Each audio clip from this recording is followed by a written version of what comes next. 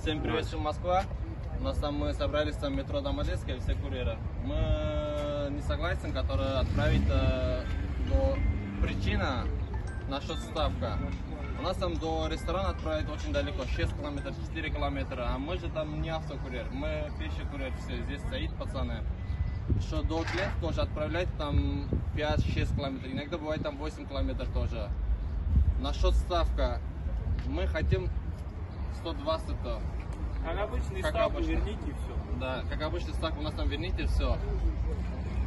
И радиус измените. Мы не лошади, не автокурьеры, мы на велике едем. Горы бывают, там склоны, на них переходить очень трудно.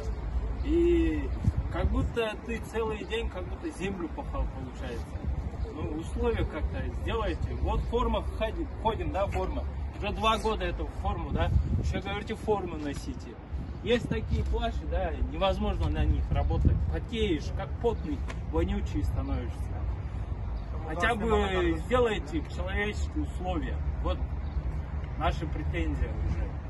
Ну, вы хотите зарабатывать, да, мы тоже понимаем. Компания должен носить прибыль. Кто бизнес начал, да, ему должны прибыль принести. Но человеческий тоже должен условия быть. Если вы с нами